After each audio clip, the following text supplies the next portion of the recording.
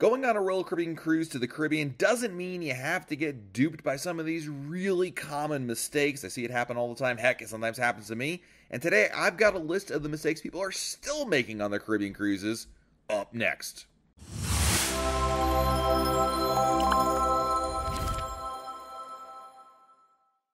Hey everyone, it's Matt from RoyalCaribbeanBlog.com. Whenever I go on a Caribbean cruise, I always aspire to learn from my mistakes and have an amazing cruise by avoiding some of the pitfalls that either I've learned about or committed myself and know better about. Now, regardless, I want to make sure that my sailings are quote-unquote perfect. And when I go on these cruises, whether or not I make these mistakes or not, I still see plenty of other people doing it, and it just annoys me because they could have avoided these issues. These are the sort of things that people run into, whether they're ignorant of them or just simply oblivious to it. Regardless, it happens all the time, and I wish I could just reach out and tell people, don't do these things, especially when you're walking off the cruise ship and you see them going right for it. Anyway, today I've got a list of the Caribbean mistakes people make all the time. Number one, relying only on Royal Caribbean excursions.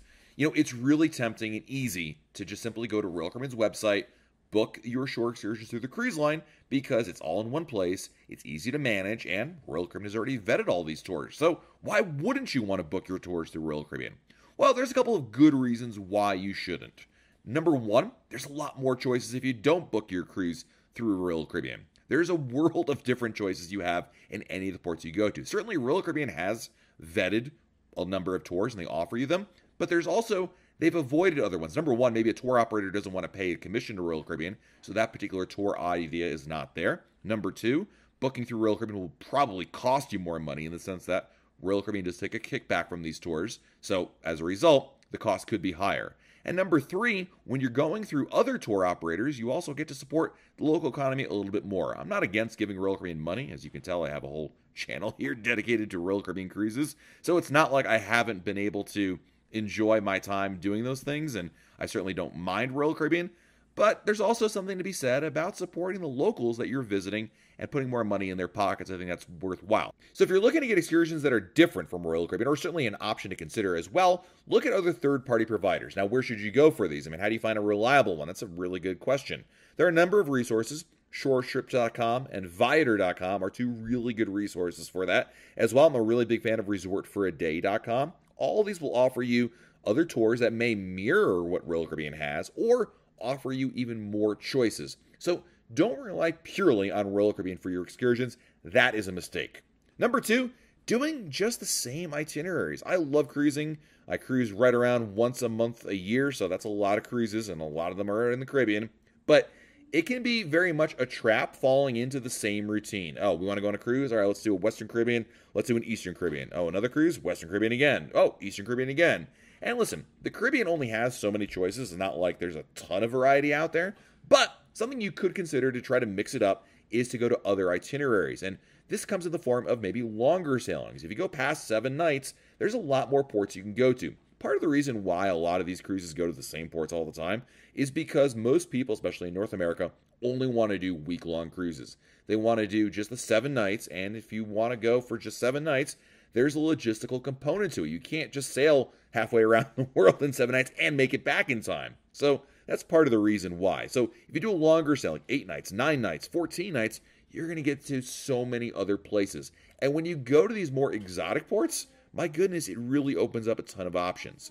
Also, Southern Caribbean itineraries. The Southern Caribbean is far closer than you might think. It doesn't require necessarily a transatlantic or a significant more time on there. There are cruises that go to the Southern Caribbean from Florida, or you could fly to another port, like out of San Juan, Puerto Rico, or other places to get to the Southern Caribbean. But when you go to Aruba, Bonaire, Curacao, it's amazing, and these are incredible places that are not nearly as busy as the Eastern or Western, and you get to a lot of cool places there. And then there's the Panama Canal. And when you talk about Caribbean cruises, I think the Panama Canal is one of the most bucket list worthy, everybody's got to do it at least once kind of cruise out there because it's an incredible achievement and it's something that you can only do on certain itineraries, but that is a great way to change up the itinerary. So there's nothing wrong with going to Mexico or the Bahamas or St. Thomas a number of times. I love those places, but mix it up. Don't just purely do the same itineraries over and over and over again. Another mistake people make all the time is simply walking off the ship with no plan. Now, listen, you don't have to plan out every single part of your day, but there is a major advantage to having a plan. Not all ports are really conducive for simply walking around and doing your own thing. Some ports are. Cozumel is a great one for this, but Nassau and St. Thomas and some other ports are really not great for it. The problem with just walking off the ship with no plan and kind of winging it is, number one, you limit what your options are because you can only do what you see or think of at the time.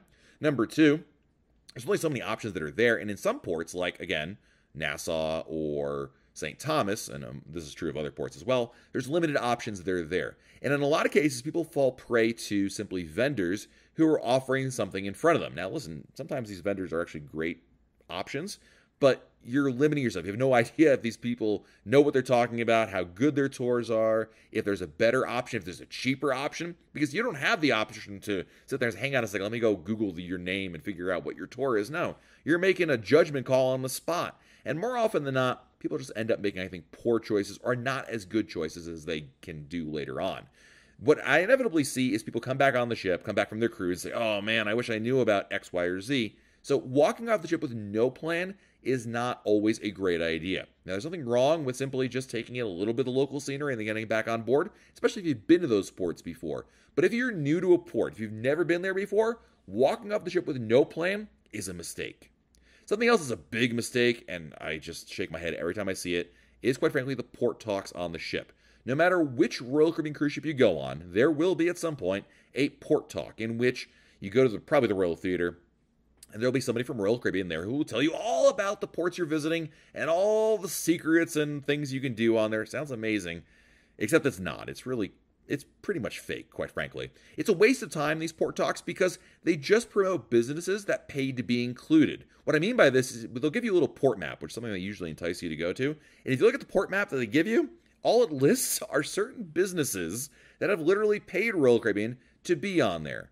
Listen, I understand you want to learn more about the ports you're visiting. That is absolutely not a mistake, but you shouldn't go to the port talks on the ship. You should research it beforehand on the internet. There's lots of resources, including what we have at RoyalCaribbeanBlog.com, but you can learn a lot about the places you're going to, the history, what the attractions are, what you can do. Don't rely on the port talks because at the end of the day, they're more about promoting things. You're not going to find authentic experiences there. So it's a big waste of time. Don't even bother going. Something else is a mistake. It's really specific, but I feel obliged to tell you about it when we're talking about traps in the Caribbean, and that is the ferry in Cozumel. It's very specific here, but you should know, never take the ferry from Cozumel to the mainland. And I say that whether you book it through Royal Caribbean or not. And the issue here is the ferry itself.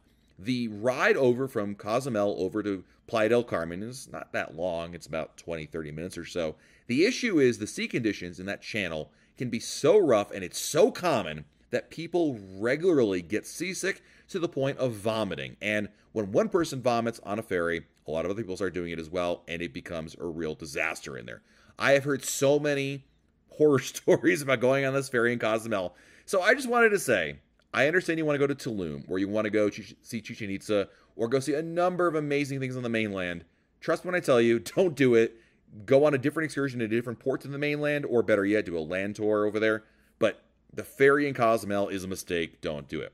And the last trap I see people falling for in Caribbean ports is doing the same type of tour in every port. And I certainly fall victim to this as well. So you're in the Caribbean, and you're going to Belize and Cozumel and Roatan. So what people do, they book a catamaran in each of those ports. They book a beach day in every single one. That sounds like a great idea because individually they all are great ideas. But when you do 3 or 4 of the same tours in a row on the same cruise, it kind of gets old. So you want to mix it up.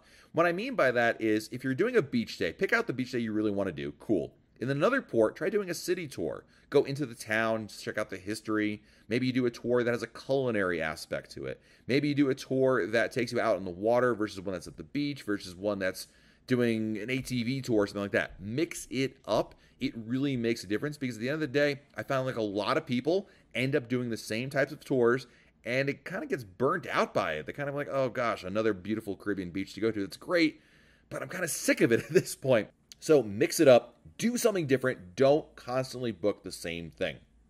So there you have it.